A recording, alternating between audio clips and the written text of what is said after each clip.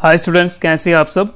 तो अभी हम करने वाले हैं इस वीडियो में कुछ important numericals on the basis of applications of Gauss's law. ठीक है, तो गासेस लॉ के हमने 3 एप्लीकेशंस पढ़े हुए थे। First application is that to find the electric field intensity due to a long line of charge, या आप बोल सकते हो infinite line of charge. Okay, ये लॉन्ग स्ट्रेट वायर ऐसे भी कह सकते हैं।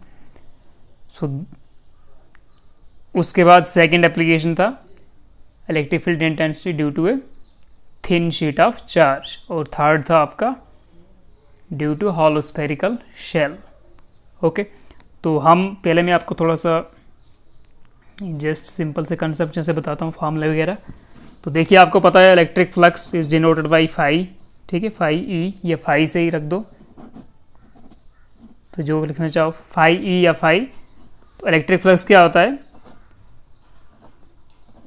Integral of E vector dot D S vector. D S vector क्या है, एरिया वेक्टर।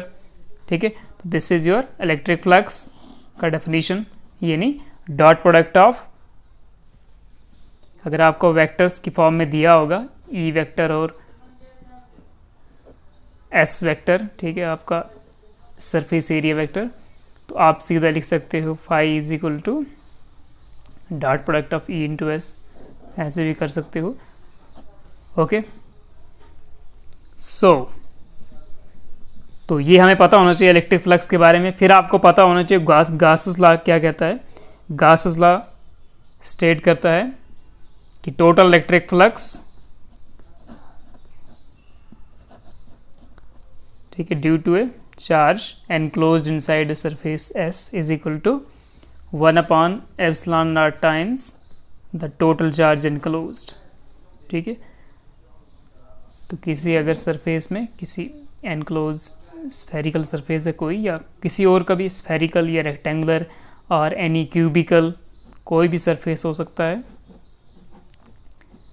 तो उसमें जितना भी चार्ज है तो उसकी वजह से कितना number of electric lines of force pass होता है यहाँ से, that is given by 1 upon epsilon naught times the total charge enclosed inside the surface।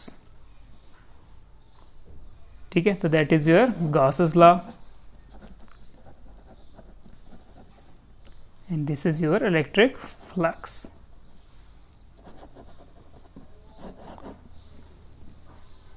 Okay, तो ये आपको ये फॉर्मूला याद होना चाहिए। और उसके बाद आपका था एप्लीकेशन ऑफ गॉसेस लॉ। पहला एप्लीकेशन था लाइन चार्ज के लिए, और वहाँ पर कितना आता है आपके पास electric field intensity, that comes out to B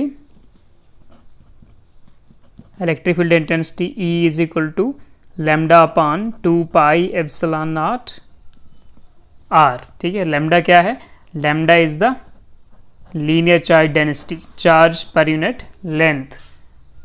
okay, तो ये है आपका electric field intensity due to a long line of charge. Okay, फिर उसके बाद सेकंड एप्लीकेशन में आपको करना था थिन शीट की वजह से। ओके, कोई आपके पास थिन शीट ऐसे हमने लेते थे जिसमें चार्ज जो है यूनिफॉर्मली डिस्ट्रीब्यूटेड है ऐसे कंप्लीटली। सो उसकी वजह से कितना इलेक्ट्रिक फील्ड इंटेंसिटी निकलता है, दैट इज थिन शीट की वजह से निकलता था E is equal to sigma upon twice epsilon naught. ठीक है, ये था due to thin sheet of charge. ठीक है, और उसी के बाद उसी के साथ साथ हम निकालते थे ड्यू टू थिक शीट। ये था थिन शीट के लिए, और थिक शीट के लिए हम निकालते थे, तो थिक शीट में हम 2 टाइप के शीट्स को काफ़ी नज़दीक रख के उनका मानते हैं। ठीक है, 2 शीट्स को just very close to thin sheets, उनको मानते हैं थिक शीट। तो due to thick sheet that will be twice due to thin sheet, तो वो है sigma point 2 epsilon naught thin sheet का। तो this will come out to be, ये आ जाता है सिग्मा अपॉन एप्सिलॉन नॉट। ठीक है, that is due to thick sheet. उसके बाद आपको करना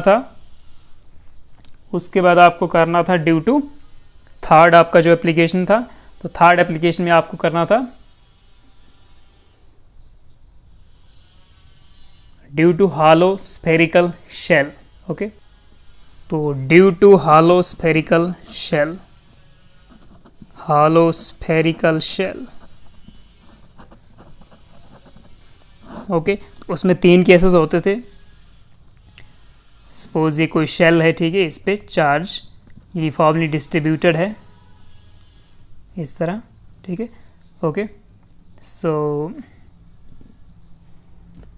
ये आ गया इसका सेंटर ऑफ सपोज। तो इस रेडियस को हम मानते थे कैपिटल R, और किसी पॉइंट पे आपको बाहर चेक करना है, किसी पॉइंट P पे, तो इस पूरे डिस्टेंस को हम मानते थे यहाँ से यहाँ तक, सेंटर से एक रेडियस आ गया R, और इस रेडियस को मानते हैं पॉइंट तक, ठीक है, P पॉइंट तक। तो यहाँ पर भी हमें एक गॉसियन सरफेस ड्रा करना पड़ेगा ऐसे, इस तरह, ठीक है। तो जितना भी चार्ज एनक्लोज्ड होगा इसके अंदर, तो यहाँ पर सेंटर से यहाँ तक इस डिस्टेंस को लेते थे हम स्मॉल r, इस रेडियस को, और इस रेडियस को लेते थे capital R। This is point O, okay.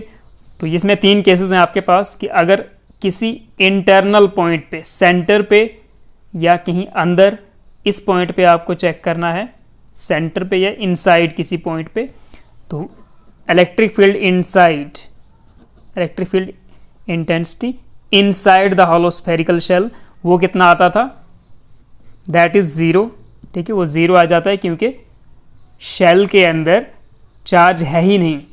तो अगर चार्ज है नहीं तो इलेक्ट्रिक फील्ड इंटेंसिटी यानी इलेक्ट्रिक फ्लक्स जो होगा that will be 1/ε0 times total charge.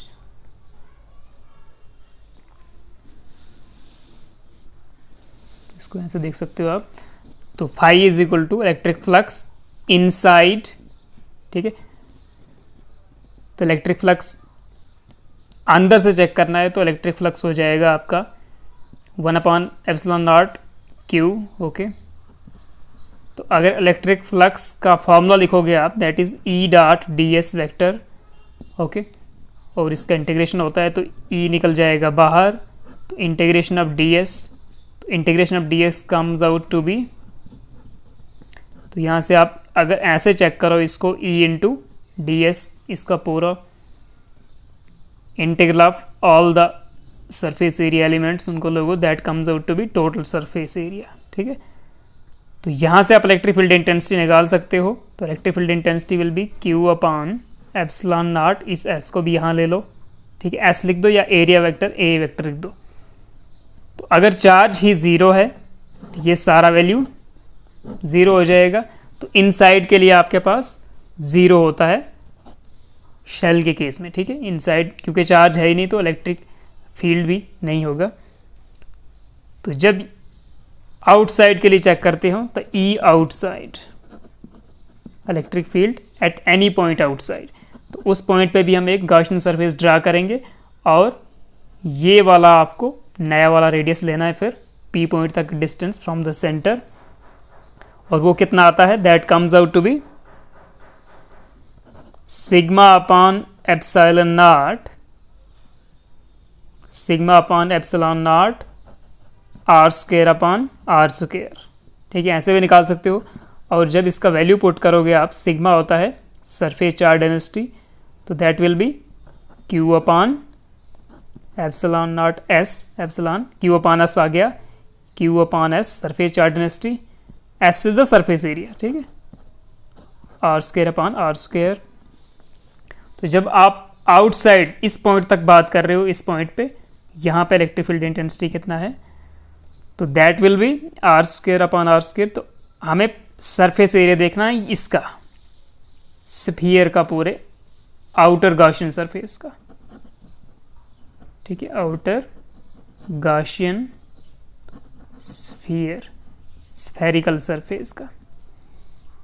तो that will B Q/ε0 S, यानी surface area, total surface of outer Gaussian surface, that will B, sphere का होता है सरफेस एरिया 4πr², ठीक है, 4π।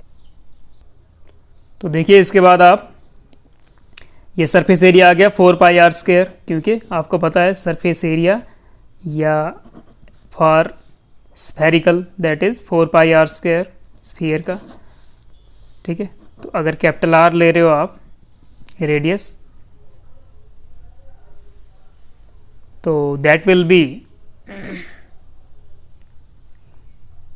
this r square and this r square cancels, so it comes out to be q upon 4 pi epsilon naught r square. So this is the electric field intensity outside at any point, ठीक है, due to this spherical shell. और तीसरा case है electric field intensity on the surface. Electric field intensity on the surface of the hollow spherical shell, और वो कितना आ जाएगा? देखिए इस केस में आप देखोगे तो इस केस में भी यहाँ पे जैसे आर ये आउटर वाला था तो यहाँ पे आ जाएगा आर स्क्वायर, यहाँ तक कितना है, यहाँ पर small r is equal to capital R, ठीक है। तो यहाँ पर जो वैल्यू है सेम वही यहाँ पर भी लेना है, that is q upon 4 pi epsilon naught r square, ठीक है। यहाँ तक कितना रेडियस है, कितना डिस्टेंस है फ्रॉम द सेंटर, ओके। या इसी चीज़ को अगर इसको आप 4 पाई और आर स्क्वायर को मानो सरफेस एरिया, ठीक है, इतनी से स्फीयर का, तो इसका मतलब आप लिख सकते हो क्यू अपॉन एप्सिलॉन को बाहर निकालो एंड इसको आप लिख सकते हो एस या एरिया ए लिख सकते हो, तो दैट इज़ ये हो गया आपका सिग्मा, तो सिग्मा अपॉन एप्सिलॉन नॉट।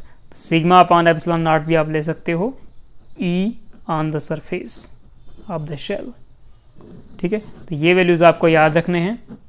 तो आउटसाइड के लिए है और ऑन द सरफेस के लिए आप सेम फार्मूला यूज़ कर सकते हो, बट आउटसाइड पॉइंट के लिए जो डिस्टेंस है दैट इज़ वो सेंटर से इस पॉइंट तक यानी स्मॉल आर होगा, तो on the surface small r is equal to capital R होगा, ठीक है।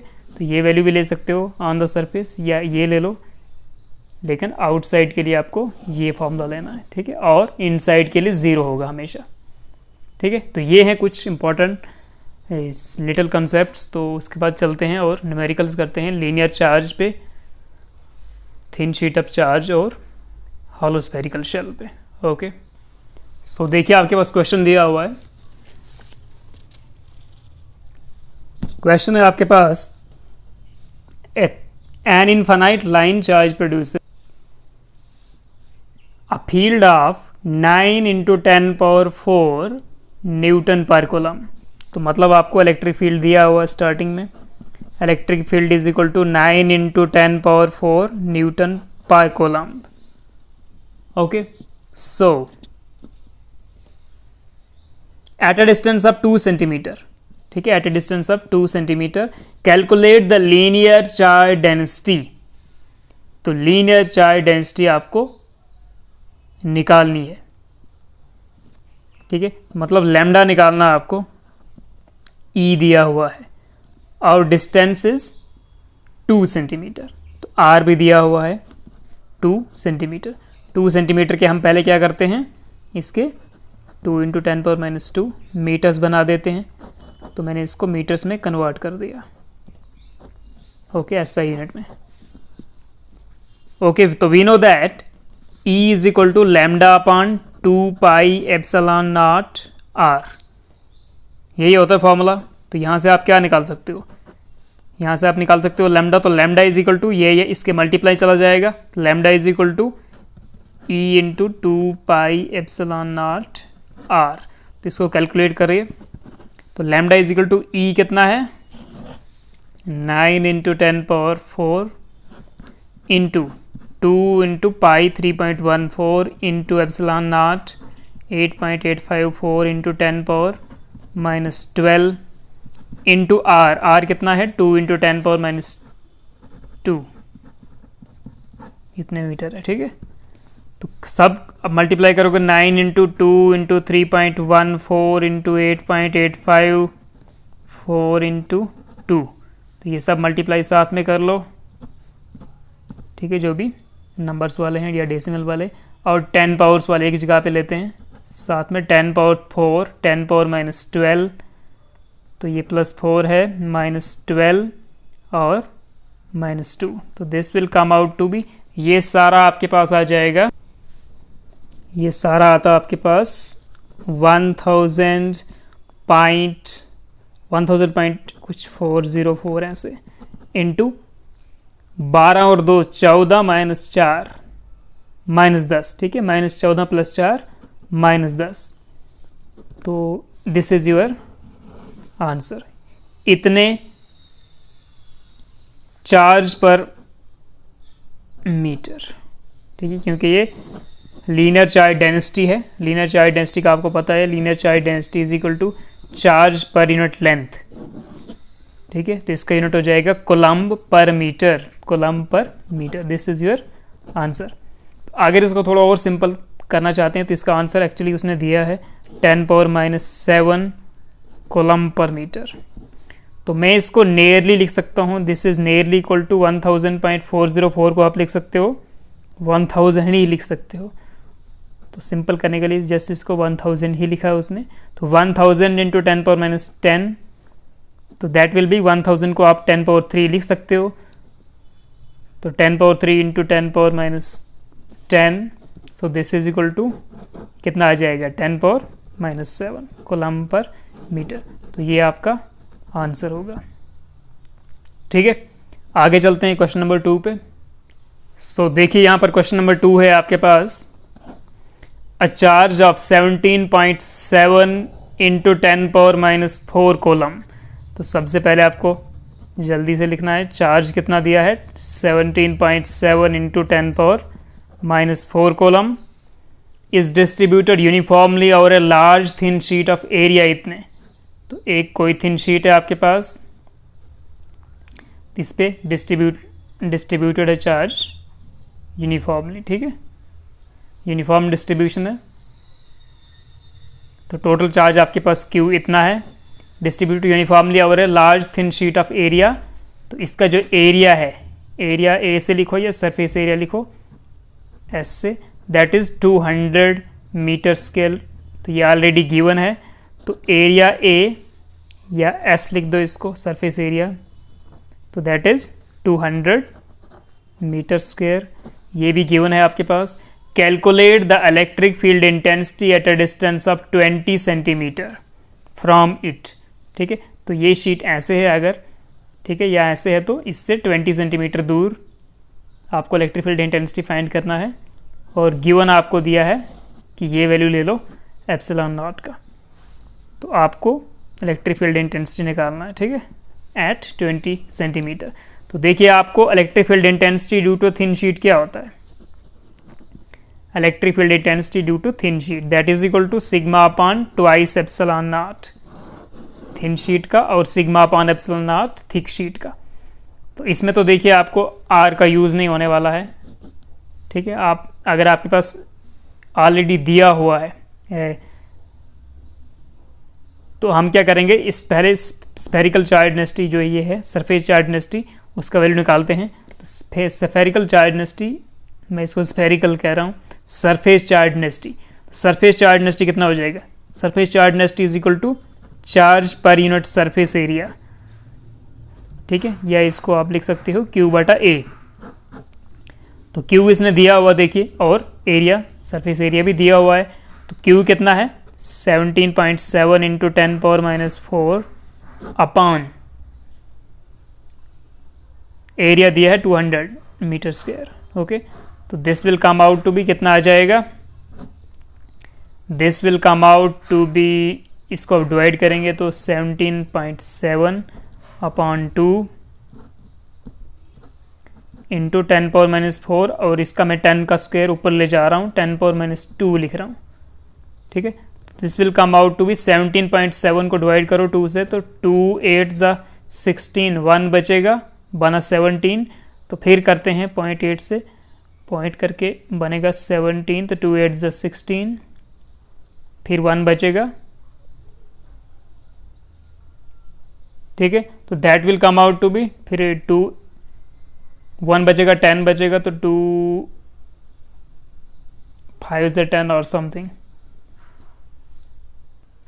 तो ये आपके पास आ जाएगा 8.85 समथिंग। तो 8.85 इंटू 10 पावर कितना आएगा, -4 और -2 -6 बचेगा आप लोगों के पास। कितना बचेगा -6, ठीक है। तो this is your sigma, surface charge density आपका निकल गया। तो कोलम्ब पर मीटर स्क्वायर को इसको लिख सकते हो। नाउ यहाँ पे पुट करो सिग्मा एप्सिलॉन नॉट का वैल्यू, तो निकल जाएगा आपका electric field due to thin sheet. तो that will come out to be electric field is equal to sigma upon twice epsilon naught, thin sheet का फॉर्मूला। तो सिग्मा आपके आ गया 8.85 इंटू 10⁻⁶ अपॉन 2 इंटू 8.85 दिया हुआ एप्सिलॉन नॉट का value into 10⁻12।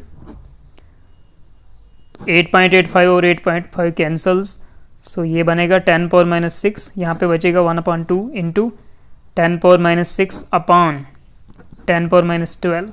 तो मैं इसको 1/2 को मैं 0.5 लिखता हूँ इंटू 10⁻6 और 10⁻+12। तो दिस इज 0.5 इंटू 10⁻+6, 12 में से 6 गया तो 6। तो मैं इसको अब 5.0 इंटू 10⁻5 लिखता हूँ। 5.0 इंटू 10⁻5, तो ये इलेक्ट्रिक फील्ड इंटेंसिटी है, तो यूनिट लगेगा न्यूटन पर कोलम्ब, ठीक है। तो ये था आपका नेक्स्ट क्वेश्चन जो थिन शीट ऑफ चार्ज के ऊपर था।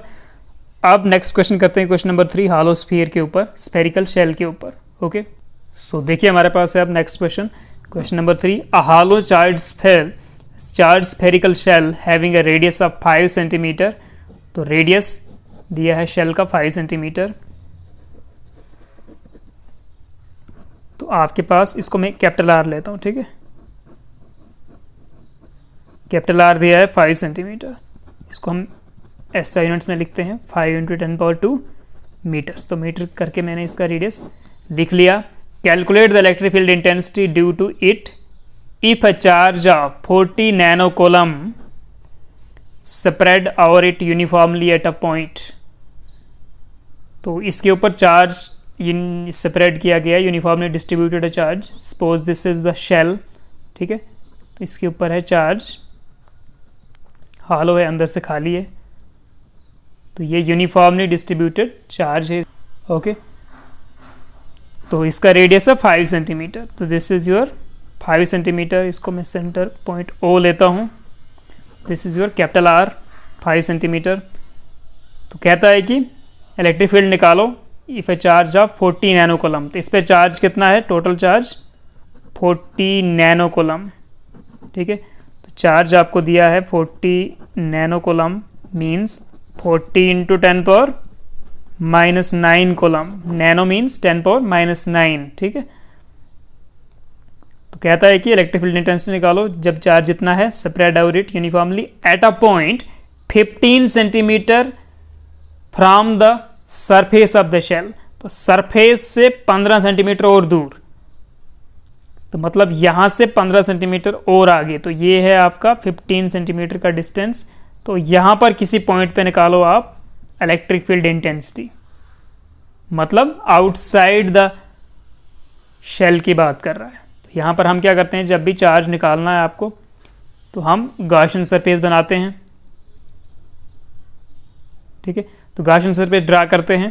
तो इस गॉसियन सरफेस के अंदर जितना चार्ज होगा, कितना चार्ज है, और उसको गॉसियन लॉ यूज़ करते हैं। तो मतलब ये आउटसाइड द स्फेरिकल शेल की बात कर रहा है, और ये यहाँ तक था आपके पास, सरफेस तक जो डिस्टेंस था दैट वाज स्मॉल r। तो अब मैं टोटल डिस्टेंस ले रहा हूँ स्मॉल r, ये कैपिटल R था। टोटल डिस्टेंस हो जाएगा 5 सेंटीमीटर एंड 15 सेंटीमीटर, यानी 20 सेंटीमीटर का टोटल डिस्टेंस। तो पहले पार्ट के लिए आपके पास जो डिस्टेंस होगा दैट इज स्मॉल r, ठीक है,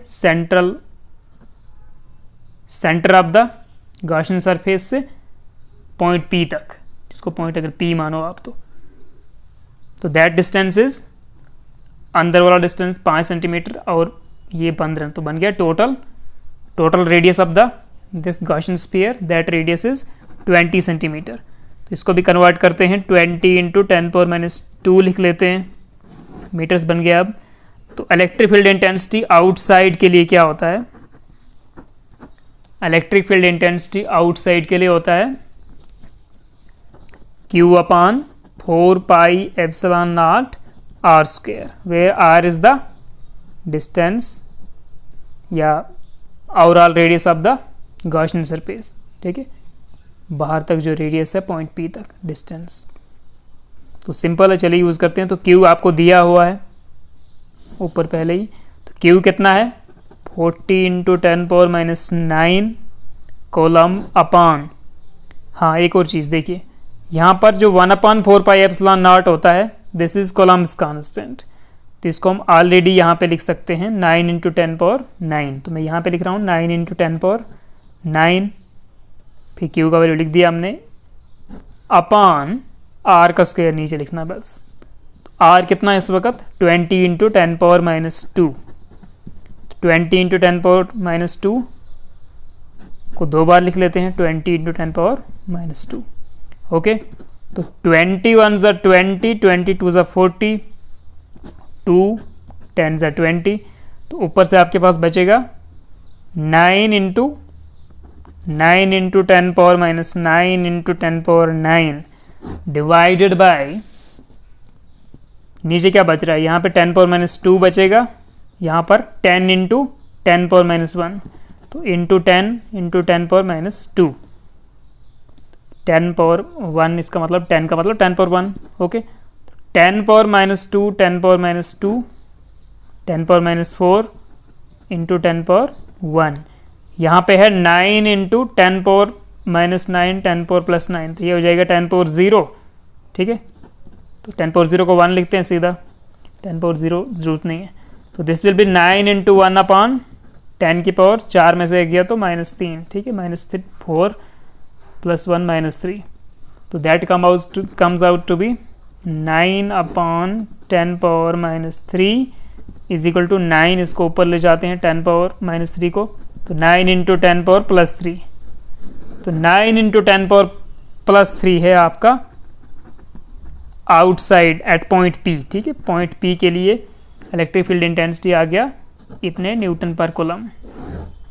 उसी तरह आप निकाल सकते हो, हाँ दूसरा क्वेश्चन क्या था, दूसरा क्वेश्चन था इसके पास, सेकंड पार्ट था कि on the surface of the shell निकालो, और थर्ड पार्ट है इनसाइड। तो पहले मैं थर्ड पार्ट लिख लेता हूँ जल्दी से। तो थर्ड पार्ट में आपको सीधा लिखना है electric field inside the shell is 0, because shell के अंदर, शेल पे चार्ज है, अंदर कोई चार्ज नहीं है, तो जहाँ पर चार्ज नहीं है तो इलेक्ट्रिक फील्ड इंटेंसिटी भी नहीं होगा, तो इलेक्ट्रिक फील्ड इंटेंसिटी 0। तो on the surface of shell को देखो आप, अब सेकंड पार्ट में बोला है on the surface of shell निकालो, तो यहाँ पर कितना है R, ठीक है, कैपिटल R लेने वाले हैं, तो वो है 5 सेंटीमीटर, ठीक है, 5 × 10⁻² मीटर, ओके, और वही फार्मूला यूज़ करेंगे हम Q/4 पाई एप्सिलॉन नॉट, अब ये वाला R यूज़ करेंगे 5 सेंटीमीटर का, ठीक है। चलिए करते हैं इसको जल्दी से। तो सेकंड में आपका निकलेगा E = Q/4 pi epsilon not capital R square, ठीक है, कैपिटल R मतलब इंटरनल, अंदर वाले शेल का रेडियस, ठीक है, स्पेयर शेल का रेडियस कैपिटल R लिया था हमने। Q कितना था आपके पास 40 × 10⁻9 coulomb upon 4 pi epsilon naught, तो ये 1/4 पाई का पूरा वैल्यू हम लिखते हैं 9 × 10⁻9 और कैपिटल R का स्क्वायर यानी 5 का स्क्वायर, 5 × 10⁻² का स्क्वायर, 5 × 10⁻², ओके। तो 5 8 = 40, तो 5 नीचे बचेगा, तो 8 9 = 72/5, इसको मैं लेफ्ट साइड लिख रहा हूँ, तो 10⁻9 10⁻+9 हो गया, 10⁻0 1 हो गया, इंटू डिवाइड में 10⁻4 10⁻2 10⁻2 बन गया 10⁻4, तो जब इसको न्यूमरेटर में लेंगे तो 10⁻+4 बनेगा, ठीक है। तो दिस इज 5 कितना हो गया 14 × 5 = 70, 14.70, 2 बचेगा 20 बनेगा, तो 4 5 = 20, तो 14.4 आएगा ये, 14.4 × 10⁴। तो ऑन द सरफेस आपके पास ये इलेक्ट्रिक फील्ड इंटेंसिटी निकलेगा न्यूटन पर कूलम। तो एक चीज़ याद रखना, जब भी स्फेरिकल शेल की बात होती है, स्फेरिकल शेल में सबसे ज़्यादा इलेक्ट्रिक फील्ड इंटेंसिटी आपको मैक्सिमम ई मैक्स जो मिलेगा तो that will be on the surface, ठीक है। और फिर आउटसाइड शेल से बाहर आर इंक्रीज होता जाएगा, ठीक है। तो इलेक्ट्रिक फील्ड इंटेंसिटी कम होता जाएगा। और इनसाइड तो किसी पॉइंट पे चेक करो तो इनसाइड तो इलेक्ट्रिक फील्ड इंटेंसिटी 0 है, ठीक है। तो आउटसाइड शेल से बाहर जितना रेडियस इंक्रीज तो होता जाएगा डिस्टेंस शेल से बाहर के लिए, तो इलेक्ट्रिक फील्ड इंटेंसिटी कम होता जाएगा। तो देखिए हमने पी पॉइंट पे निकाला था इलेक्ट्रिक फील्ड इंटेंसिटी, तो that came out to be 9 × 10⁻3 और ऑन द सरफेस निकाला तो 10⁻4 में आ गया 14.4। तो मतलब सरफेस ज़्यादा है, उसके बाहर कम है, और इनसाइड तो सीधा 0 आ गया था, ठीक है। तो ये थे कुछ इंपॉर्टेंट क्वेश्चंस। अब एक क्वेश्चन और करते हैं लास्ट में। सो देखिए क्वेश्चन नंबर 4 है लास्ट। कहता है a conducting sphere of radius 10 centimetre. सबसे पहले आपको रेडियस मिल चुका है, तो 10 सेंटीमीटर यानी 10 × 10⁻² metre, has an unknown charge. तो क्यू आपको नहीं दिया गया है, अननोन चार्ज है उसके ऊपर। If the electric field 20 centimetre from the centre of the sphere, तो सेंटर से 20 centimetre from the centre of the sphere, तो कहता है कि इसको मैं लेता हूं कैपिटल आर लेता हूं मैं 10 सेंटीमीटर और स्मॉल आर लेता हूं 20 centimetre. 20 centimetre from the centre of sphere, तो इसको लेते हैं हम आर जो है आपको पहले से, ठीक है। इस स्फीयर का जो रेडियस है वो 10 सेंटीमीटर है, और कहता है कि सेंटर से 20 सेंटीमीटर पे, तो यहाँ ये टोटल है 20 सेंटीमीटर, ठीक है। यहाँ तक आ गया 10, तो टोटल आ गया 20 सेंटीमीटर।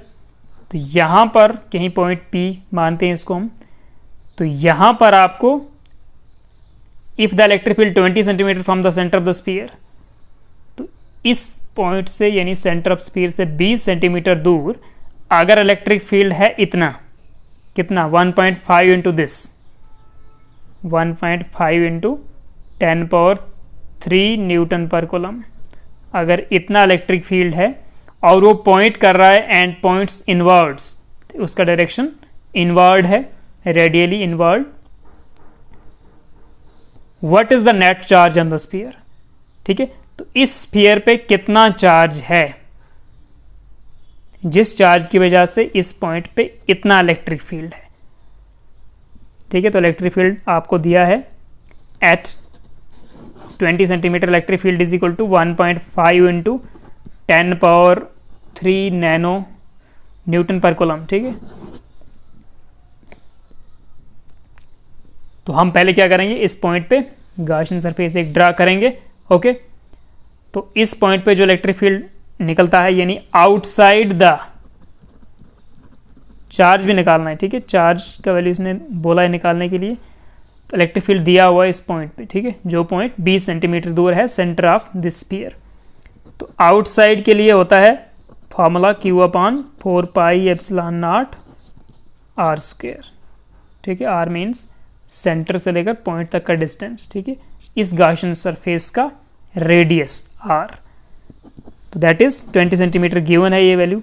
तो Q कितना है, Q निकालना है अपॉन Q/4πε0 का वैल्यू कितना होता है, इसका वैल्यू होता है 9 × 10⁻9, ओके, अपॉन r², r कितना है 20 सेंटीमीटर, तो मतलब 20 × 20 × 10⁻² × 10⁻², ठीक है। तो रेडियस का स्क्वायर 20 सेंटीमीटर का स्क्वायर, तो 20 सेंटीमीटर ये फिर से 20 सेंटीमीटर, ठीक है। तो ये हमने लिख दिया, और इलेक्ट्रिक फील्ड इंटेंसिटी भी दिया हुआ है 1.5 ×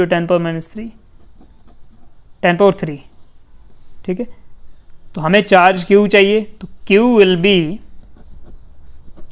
Q को मैं यहीं पे रख रहा हूँ, इसको इसके साथ मल्टीप्लाई कर रहा हूँ, इसको डिवाइड में ले जा रहा हूँ, तो Q is equal to 1.5 × 10⁻³ into ये कितना आ जाएगा 20 400 इंटू ये आ जाएगा 10⁻⁴, divided by this 9 into 10 power 9।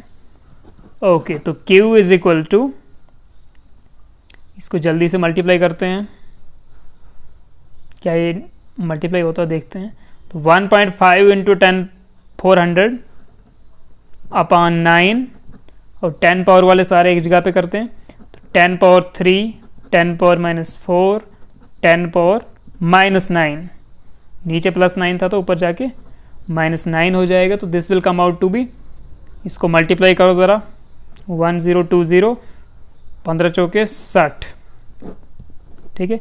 एक के बाद डेसिमल, तो ये आएगा 600/9 ज़रबे 10 पावर 9 4 13 -13 और +3 -10। तो इसको अगर वो करोगे आप डिवाइड, तो 6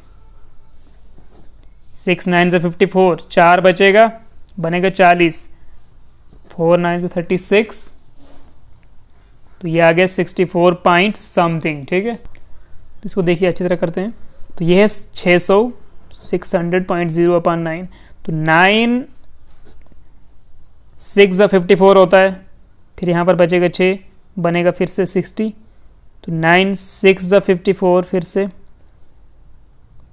तो पॉइंट, अब पॉइंट भी लगाते हैं, तो यहाँ पर 6 बचा हुआ है, तो फिर से बनेगा हमारा 60, तो 9 6 × 54 फिर से 60 बनता जाएगा आगे, तो this is comes out to be 66.66 into 10 power -10। तो इसको हम लिख सकते हैं 66 पॉइंट, ये 66 चलता जाएगा तो 66.67 इंटू 10 पावर -10। तो इतना ही कोलम्ब ऑफ चार्ज, ठीक है। इसको अगर सिंगल डेसिमल प्लेस में रखना है आपको, दिस इज 6.67 इंटू 10 पावर -9, ठीक है। यहाँ से 10 पावर 1 सामने आएगा, तो that will multiply with 10 power -10, so comes 10 power -9, ठीक है। तो this is 6.67 into 10 power minus coulomb. इसको अच्छी तरह देखना आप लोग। तो इतना चार्ज आ गया आपका, ठीक है। इतने चार्ज की वजह से पॉइंट पी पे आपको इतना इलेक्ट्रिक फील्ड मिल रहा था, और वो अगर इनवर्ड है, मतलब डायरेक्शन इलेक्ट्रिक फील्ड का इनवर्ड है, रेडियली इनवर्ड्स, तो इसका मतलब वो चार्ज नेगेटिव होगा, ठीक है, क्योंकि उसकी वजह से इलेक्ट्रिक लाइन्स ऑफ फोर्स भी रेडियली इनवर्ड्स होंगी। तो दैट इज, इस पॉइंट पे जो इलेक्ट्रिक फोर्स इलेक्ट्रिक फील्ड लगेगा दैट इज रेडियली इनवर्ड्स, ठीक है। तो ये वैल्यू जो होगा नेगेटिव वैल्यू होना चाहिए हमारे पास।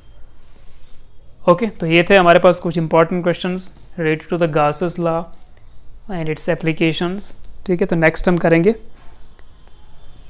Electric potential energy. ओके।